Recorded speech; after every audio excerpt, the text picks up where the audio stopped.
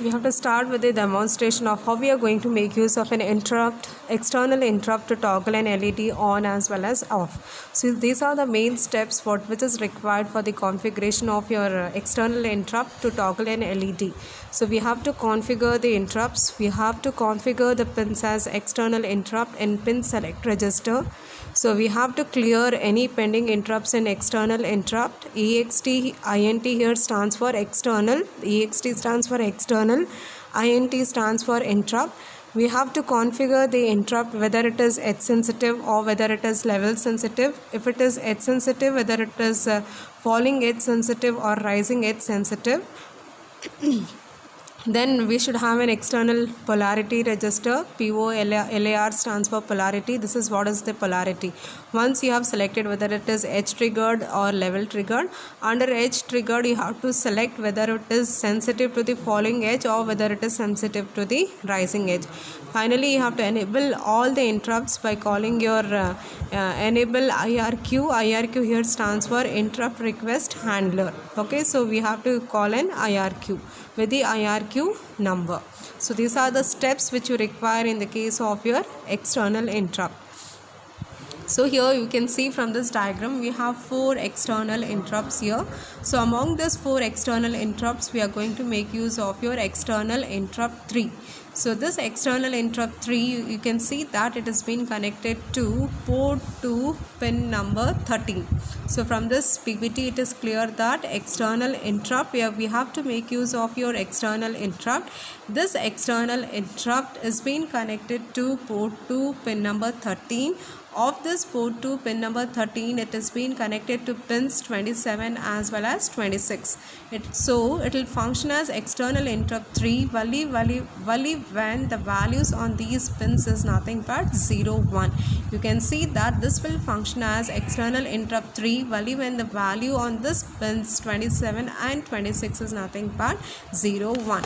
So that is what we have written here. So only when the values on pins 27 and 26 is written as 0, 1, then only it will function as your external interrupt 3. So this 0, 1, 0, 0 will come up to 4. So the total configuration value what we have is nothing but 0x0400 followed by 000. Then you have the various registers what you people have to configure here. So you can see these are the abbreviations of EXTINT. EXTINT stands for external interrupt flag register. You have EXT mode, external interrupt mode register. We have EXT POLAR, external interrupt polarity register. So all these registers we have to configure. So next we'll see how we are going to configure these registers. So here we can see here you have external flag registers. So we have to check to which particular bit your external interrupt 3 is been connected to. So EINT is connected to bit 3. So make this bit as high. So you will be having here. So 0, 1, 2, 3. So you can see external interrupt 3 is connected to bit 3. So make this as high. You will be getting as 1, 0, 0. So 1, 0, 0 is nothing but 8. So configure this as 0x000 008. So we are selecting external interrupt 3. Once you have selected your external interrupt 3, so configure your external interrupt mode 3.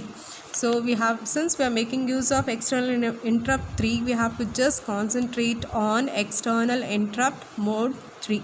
So we are going to make use of edge sensitive. So already we know the difference between edge sensitive as well as your pulse triggered. So there is a drawback of it is known as pulse as well as it is known as your level triggered. So we all know the drawback of your pulse as well as your level triggered. So we are going to make use of your edge sensitive. We are not going to make use of your level sensitive. Instead of level we are going to make use of your edge sensitive.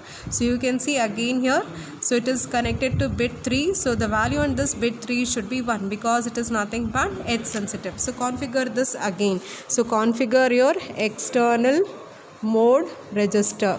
So this is nothing but external interrupt. So we are selecting external interrupt 3, so that's why we have got the value as 8. So next, configure your external mode. Again here it is nothing but edge sensitive, so make this as 1 0 0. Again this will be getting configured as 0x0000008 because it is, we are setting it as your edge sensitive.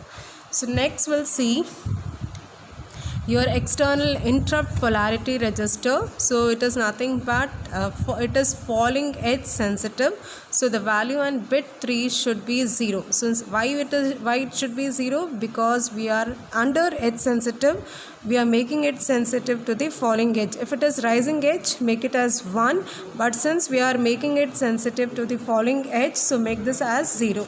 So again configure external polarity as 0. So it is again connected to bit 3, so make this as 0 0 0. So this value comes up to 0. So configure this register as 0x0000000. So these are the configurations what you people have to remember in the case of your external interrupt register. So this is what we have. So it is nothing but GPIO, enable rising edge if it is depending upon this ports. So we'll go back to the program. So this is the program what we have. So we have to call an appropriate subroutine of your interrupt request handler. So what we have here is void external interrupt 3 IRQ handler. So you will be having your flag unsigned character int 3 underscore flag equal to 0. So configure. So port 2 pin number 13 is connected to your external interrupt 3. So you have to find out, already I have shown you this, how we have got this value as 0x0400. Then we have to make use of an LED. This LED is similar to the LED which has been used in your relay buzzer LED program. The same LED what we have to set it in the form of an output. We have to configure this in the form of an output. So keep this pin number port 2 pin number 12 is being connected to pins 24 and 25. Make this pins as 0, rest all pins as 1 and 1. So that's how you will be getting this value. So port 2 pin number 12 is connected to bits 24 and 25. Make this as 0. We all know that if it has to set in the direction of an output, we have to keep this pins as 0. If it has to function as input, we have to make this as 1 1. So rest all pin values will be 1. So you will be getting configured as 0xFC FF FF F and F. So since we have to set it in the direction of an output, so set this as port 2 pin number 12 as 1 and this as FIO set as 0x as 1. Make this as 1. So this already we have seen external interrupt, how we have got this value as 8, mode as 8, polarity as your 0. So this is nothing but the interrupt request handler which is going to handle that particular interrupt. So here we are going to make use of this flag. Don't think it is just an internal flag. Initially you have to clear all the interrupts. You have to first turn off your LEDs. So that is what is the program what we have. We are going to clear all the interrupts. We are going to turn off the LED. Initially we'll assume that the LED is on. We have to turn off the LED. So that's why you are going to pass the value as FIO clear. If it is 0, you have to clear. If it is 1, if the flag value is 0, so you are going to turn off the LED. If the flag value is 1, you are going to turn on the LED. If it is 0, turn off. If it is 1, you are going to turn on the LED. So that is the logic of your program. First you need to clear all the interrupts. So you have to check if the flag is 0, turn off the LED. If the flag is 1, it is just a label. So don't think it is an flag what you have, an overflow or carry flag. It is just a flag. So label tag what we have. If the value of your flag is 0, so turn off the LED. If the value of your flag is 1, turn on your LED. So for turning off, we are going to clear. For turning on, we are going to have the set. So that's the logic of your program.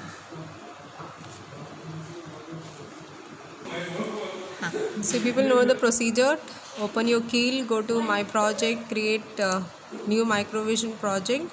gives name, select the controller LPC1768, then you will be getting this window. Type the program in this particular window, then add this particular file, then go to file, new, you will be getting this tab, type the program, then save it as .c, then go to source group, right click on the source group, add existing files to group, then select this file what you have, external interrupt.c, then again right click on source group, add existing files, select the corresponding library file what you people have, then add this particular library file, then go to target, options for target, select the device, output, create hex file, linker, use memory layout from target dialog.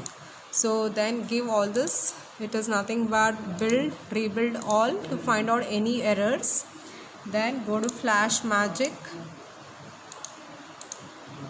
So select the device LPC1768, select the appropriate COM port, select the baud rate, keep the oscillator frequency, select your program here, browse and select your program, then give start.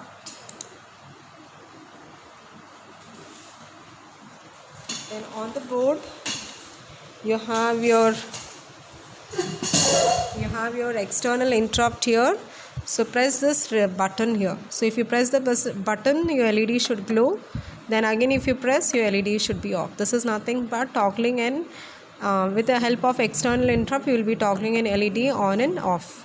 Okay, that's the demo of this experiment.